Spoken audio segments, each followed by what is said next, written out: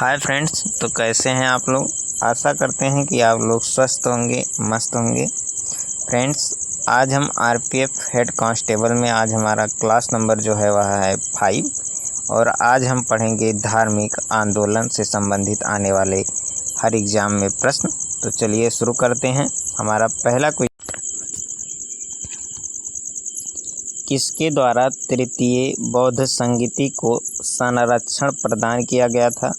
तो तृतीय बौद्ध संगीति को संरक्षण जो है यह अशोक महान के द्वारा प्रदान किया गया था।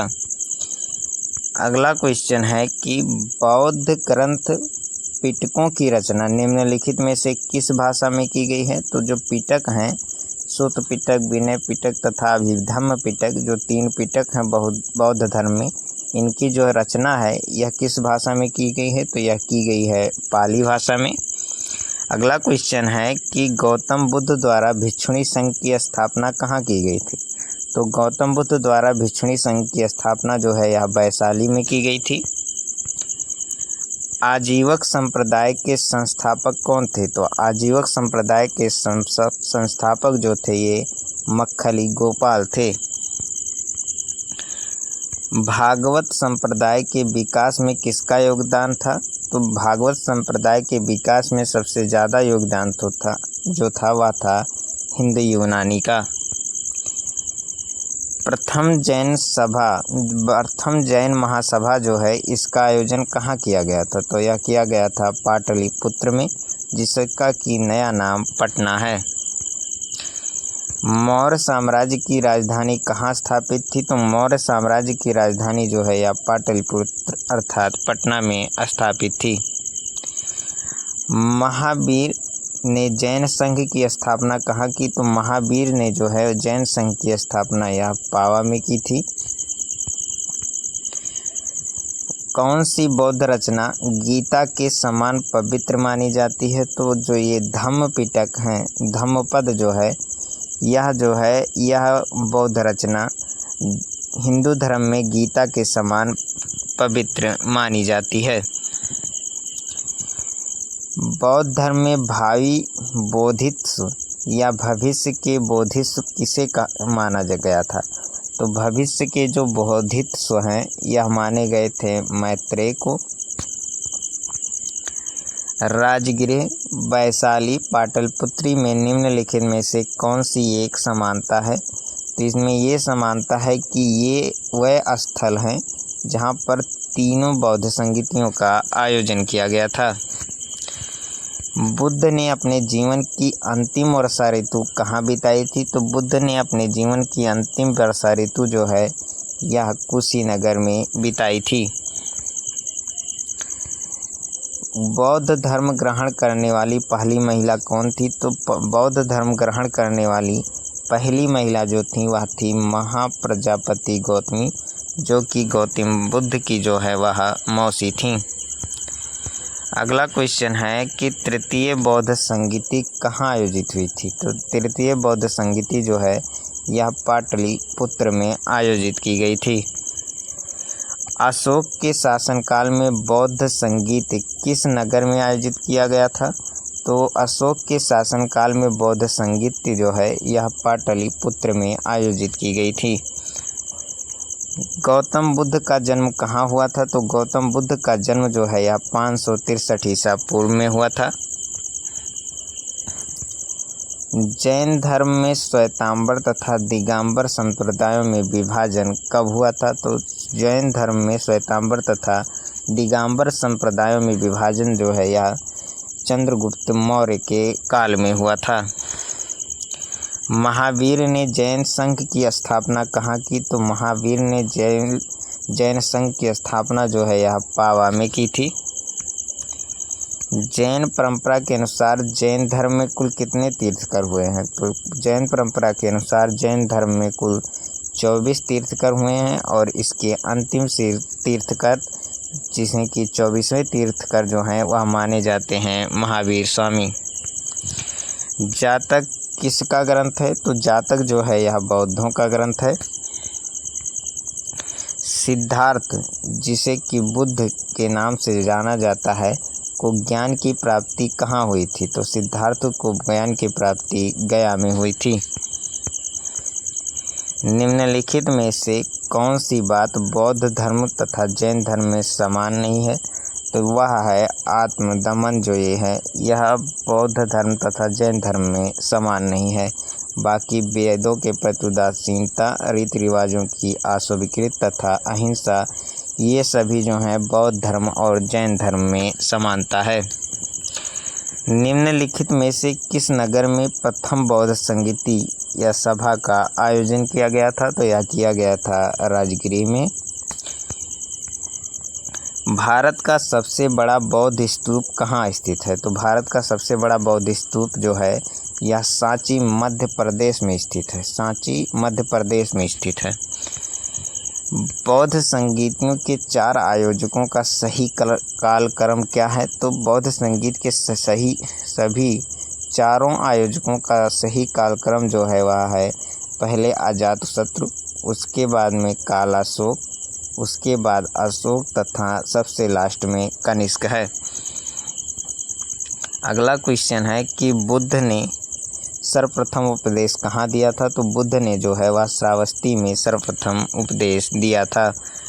अगला क्वेश्चन है कि निम्न में से कौन सा बौद्ध पवित्र स्थल निरंजना नदी के तट पर स्थित था? तो जो बोध गया जो है यह जो है वह निरंजना नदी के तट पर स्थित था। गौतम बुद्ध का गुरु कौन था? तो गौतम बुद्ध के जो गुरु थे वह थे अलार कलाम। निम्नलिखित में से कौन सबसे पूर्वकालीन जैन ग्रंथ कहलाता है? तो सबसे पूर्वकालीन जैन ग्रंथ जो कहलाता है वह है 14 पूर्वा।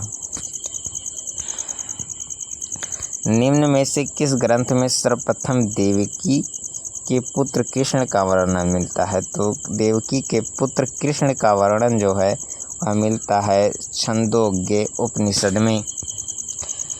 निम्न में से कौन एक त्रिपिटक का अंग नहीं है? तो त्रिपिटक का अंग जो है वह जातक नहीं है।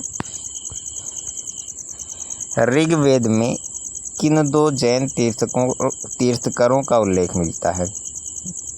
तो ऋषभदेव तथा अरिस्टनेमी का जो है उल्लेख वह ऋग्वेद में मिलता है।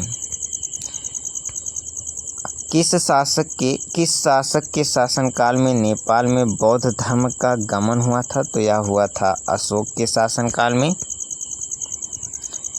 सांची क्यों विख्यात है? तो सांची जो है वह विख्यात है सबसे बड़े दाड़ा बौद्ध स्तूप के लिए, सबसे बड़े बौद्ध स्तूप के लिए।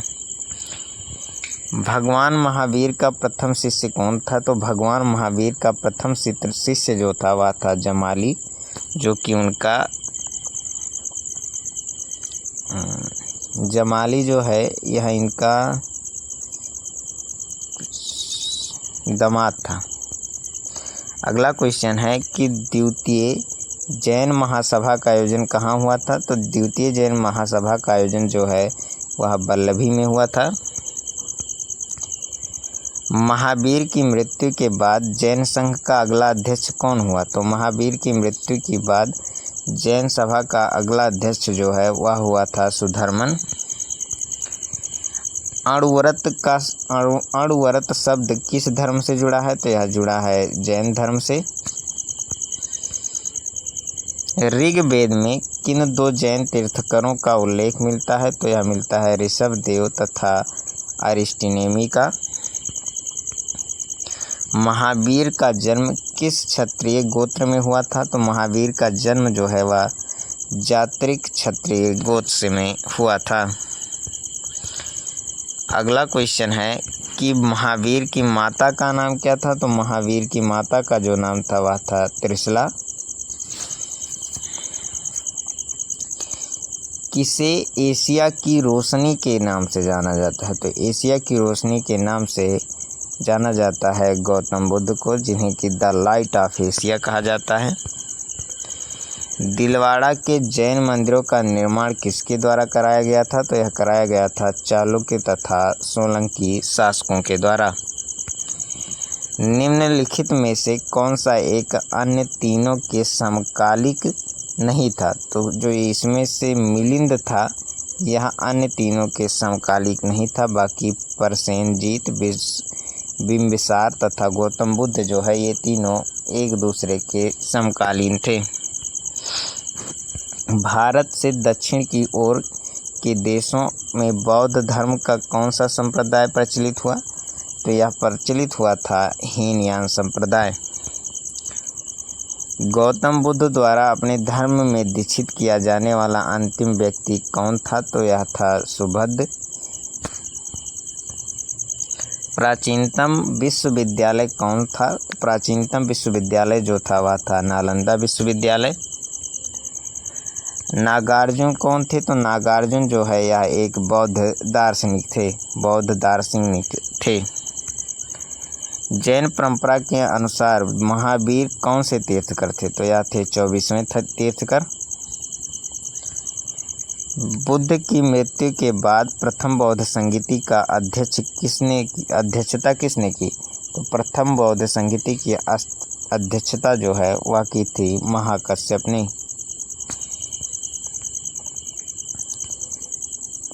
किस भाषा का ज़्यादा प्रयोग बौद्धवाद के प्रचार के लिए किया गया है? तो यह किया गया है पाली भाषा का प्रयोग। महावीर की मृत्यु कहाँ हुई थी? तो महावीर की मृत्यु जो है वह पावापुरी में हुई थी। जियो और जीने दो किसने कहा था? तो यह कहा था महावीर स्वामी ने। जैन धर्म को अंतिम राजकीय संरक्षण किस वंश के शासकों ने दिया था? तो यह दिया था गुजरात के चालुक्यों ने। जैनियों के पहले तीर्थकर कौन थे? तो यह थे ऋषभदेव। मठ और स्तूप किस धर्म से संबंधित है? तो यह संबंधित है बौद्ध धर्म से। ये रहे आज के क्वेश्चन। ऐसे ही और वीडियोज़ के लिए हमारे चैनल को सब्सक्राइब करें और यदि आपको कोई सुझाव देना हो तो आप कमेंट बॉक्स में दे सकते हैं। धन्यवाद।